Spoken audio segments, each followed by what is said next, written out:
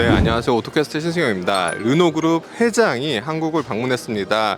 긴급하게 기자간담회를 열었는데요. 기자간담회 Q&A 내용을 한번 살펴보도록 하시죠.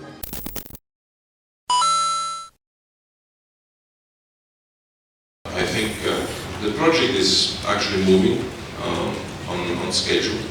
There are a lot of, I would say, administrative things that we have to perform to enable this GDP to be officialized, but the work has been done, by the teams both here and in France.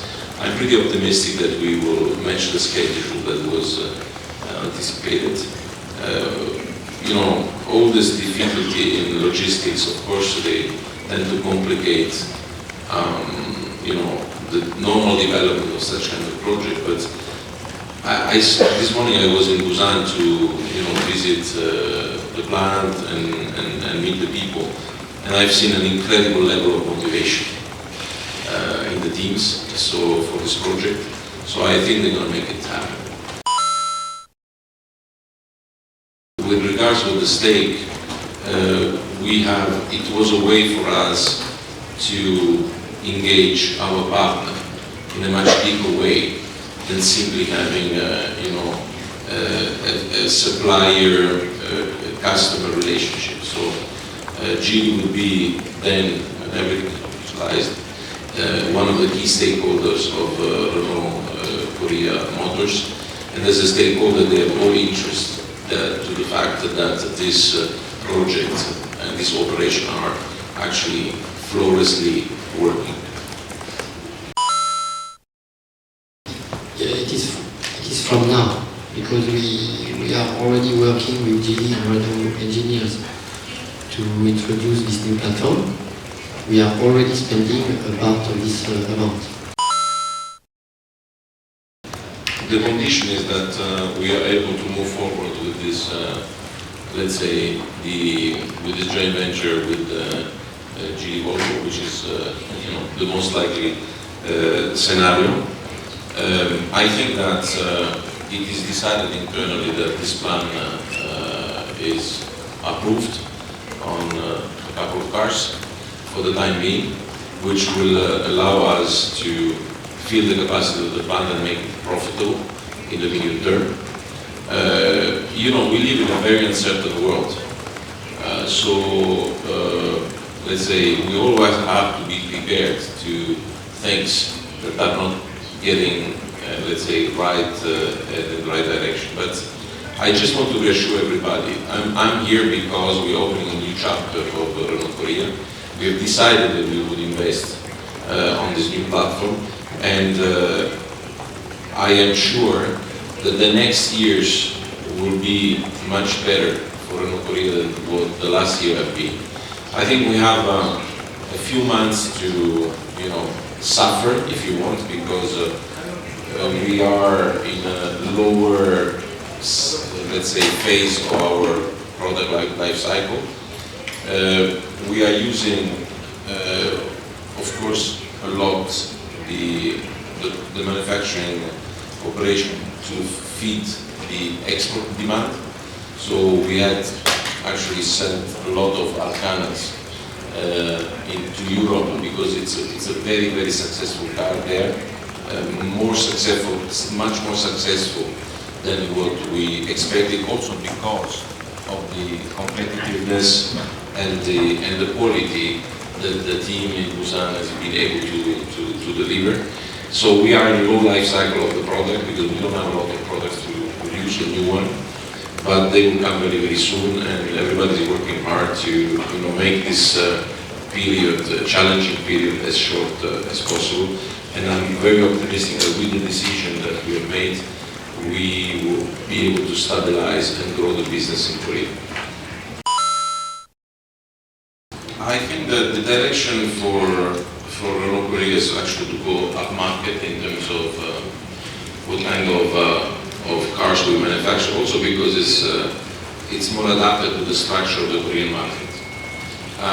So it's very obvious when you drive around Seoul or Busan that the average size of a car here is much bigger than what we are used to in Europe. Okay? it also gives us the opportunity to have a more profitable business, that's for sure, and now we have the base to do it. But it's also an opportunity, I think, for 르노코리아 to be very complementary in terms of what kind of products you can actually export, okay, versus what we have in Europe. In Renault, we are trying to move from the, let's say, B segment, Renault Global, from the B segment to the C segment, but we haven't planned so far to the jump into the D segment. So this operation gives us the chance to stretch the range upwards, okay? And it's an opportunity for them with the export business to really stabilize and de-risk all their operation. Are we going to produce electric cars one day? Who knows? At this stage, I think our first, let's say, step would be to go into hybridization of the product. I think that recently Arcana was launched with an hybrid engine. I hope it will be successful. Renault is very strong on that technology, and I think it's a segment that is increasing also in Korea, because the big, the big manufacturers, big competitors here are going in this direction, and we are ready to surf this wave. And we'll see. You never have to close the door to the future.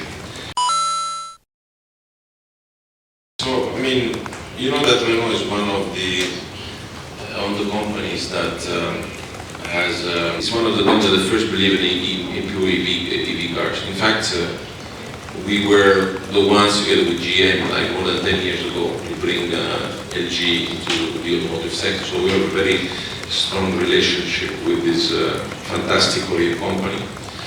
We have a good experience in EV. We just launched the Megane Electric in Europe. It's working pretty well, and it has been recognized as a leading product when it comes to performance.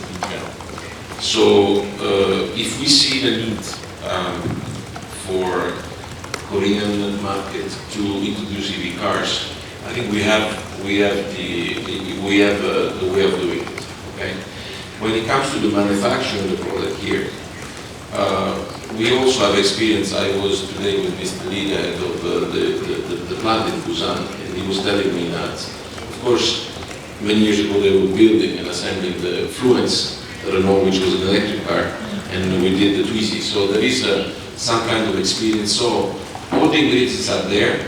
To repeat it very, very clearly, with the platform that we are, bringing from together with Geely, we will first bring it hybrid car.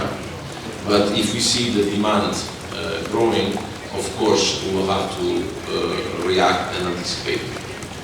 No door is closed for me.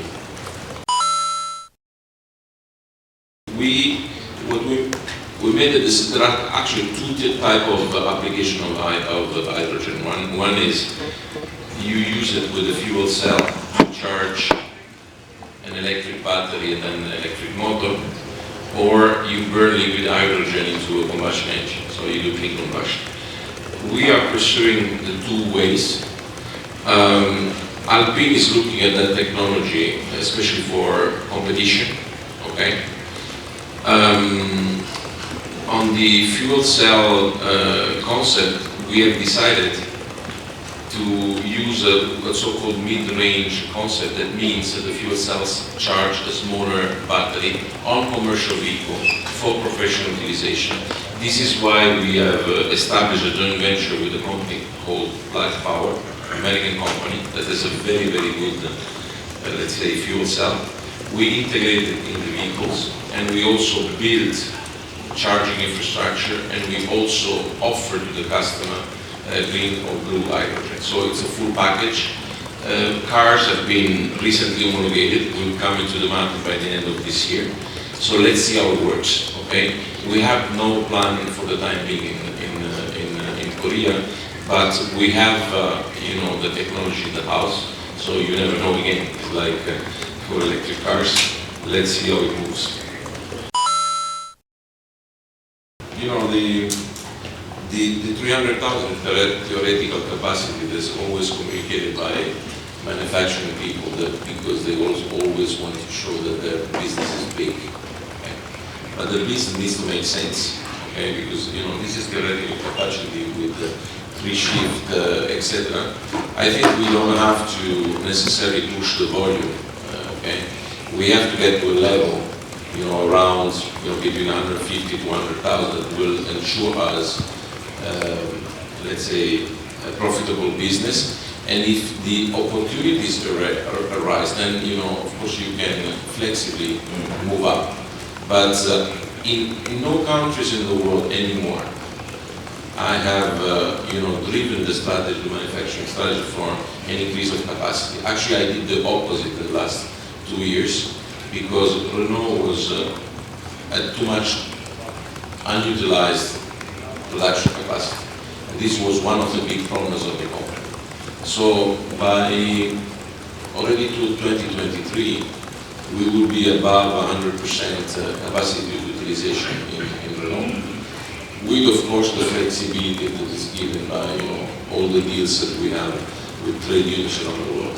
So the concept is we need to fill the plants because it's a different thing from producing 200,000 B-segment cars and 200,000 D-segment cars. It's a completely different business for plant, but also for the company. So I look at value rather than volume. But the decision for us to install a new platform for a large car that could go not only in Korea but around the world is a massive news for Busan. And I think it will utilize all the competencies and the capacity we have there, so and put the plant into a safety, into a safe environment in the future. We have done one of the, I think, more dramatic restructuring exercises that the industry has seen in the last 10 years globally at Renault in the last 2 years. And we did it without 1 day of strike, okay, around the world. Or if you want, very limited phenomenon. So this is a bit the tradition of the house to engage in a very constructive dialogue with our employees and the trade unions. So I'm not proud of having led a restructuring, let's say, exercise, because you want to do, as a manager, you want to do development, you want to, create opportunities for more work, but we had to do it in the last 2 years. And we also had to do it, unfortunately, in Korea. But now we are in a new phase, okay? We are in a phase of development. We think that the first phase, what we call the resurrection, is actually over because the company is much more agile and much more competitive. And I also want to thank not only the management of Renault Korea London, but also the employees and the trade unions for the very cooperative, let's say, approach they had in this very difficult phase. And our responsibility is to pay them back by creating, in the long term, a sound and profitable business in Korea. Of course, we meet regularly because all the companies you mentioned are, long-time partners of Renault. I will also have the opportunity to meet some of the top leaders in my staying in Korea. We are looking for, let's say, reinforcing the long-time relation that we have with some of the players here, and we are looking for battery capacity in Europe to complement what we have already decided. So this is one of the discussions. This is one of the reasons I traveled to Korea. It's an answer. It's an answer I could give you probably in 48 hours, and to be more precise on what is the outcome of the discussion. But it's an ongoing process. Investment in battery capacity take a long time. They're very heavy, and so the partners, they have to reassure each other that there is a long-term commitment and a solid commitment. And that's what we are here for. Today, nothing is decided about importation of cars from Europe, in addition to the LCV. But it is part of the discussion we had with EDPs and Lucadineo. How can we have a complementary lineup here in Korea to be used somewhere else in the world, and how we can use the lineup coming from Renault in Europe here in Korea. It is in our agenda, and we will discuss it tomorrow.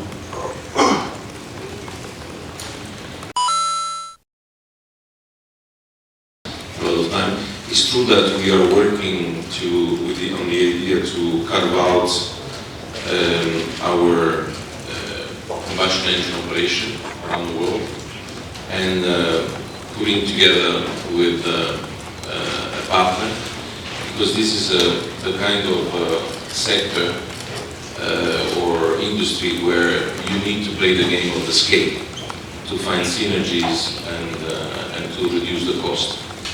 You know, turning the page on that kind of technology, because we believe that combustion engine will still have, let's say, a future. If you look at the development of hybrids or plug-in hybrids or clean combustion with other special fuels, e-fuels, or alternative fuels. So it is a project that is there to project our combustion engine technology into the future. We need a partner to do this, and we are doing that. I cannot be too vocal on where we are with the project. Regarding the position of the French state, of course it's one of our key shareholders, so we are in continuous, let's say, conversation and dialogue. I mean, in a way, let's say we don't have really the issue of trade barriers in the US and China, because we are not present in any of those markets, or at least in a massive way. But it's clear that there is a tendency of the world to kind of get apart, which I consider in general as a business guy, as a businessman, you know, a dangerous tendency, you know, because people like us, they like a world that is flat and open, okay? But this is what it is. This is not our decisions. I think that, let's say, the positive thing is that we're coming here to invest in Korea, because we believe that Korea is not only a good market as a country itself, of course very challenging, yeah, but it's also a fantastic export platform. And I think that with all the FTAs that in the time Korea has been able to, agree with other countries, there are enough connection for us to, produce cars here and move them around the world, including Europe. So we believe in Korea, we believe in the system, and the decisions that are taken by countries to lift, to raise trade barriers are, it's not a question you have to ask to me, but maybe more to the politicians.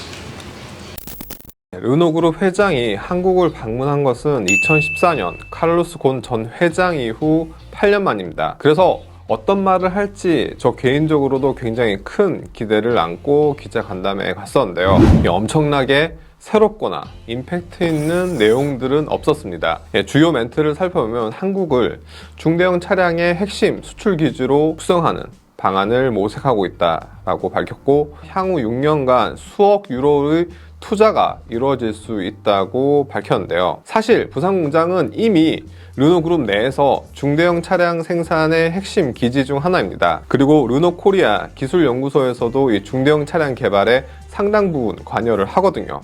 이거는 르노코리아가 르노-닛산 얼라이언스에서 르노에 소속이긴 하지만 초창기부터 닛산의 영향을 굉장히 많이 받았기 때문입니다. 현재 르노와 닛산 이 둘의 사이가 벌어진 이 시점에서 이 르노코리아가 르노그룹 내에서 가장 중대형 차량의 기술 개발과 생산에 영향이 높다는 거죠. 그래서 딱히 새롭진 않았어요. 그리고 이어서 나온 수억 유로의 투자 역시 전제 조건이 달린 거거든요.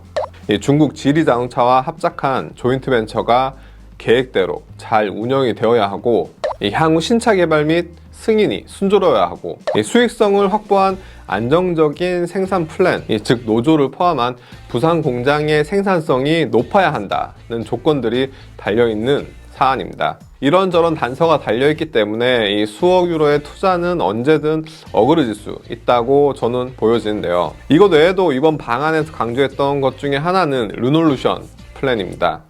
기존 판매량 중심의 사고나 의사결정에서 벗어나서 가치 중심적인 활동에 역량을 집중하겠다는 것인데요. 기존의 생산량이나 판매량과 같은 것보다는 수익성, 그리고 브랜드 밸류에 조금 더 집중하겠다는 것입니다. 이것 르노그룹의 방침 역시 르노코리아에도 적용될 예정인데요. 앞으로 르노코리아의 행보가 어떻게 바뀔지 살짝 엿볼 수 있는 대목이었습니다.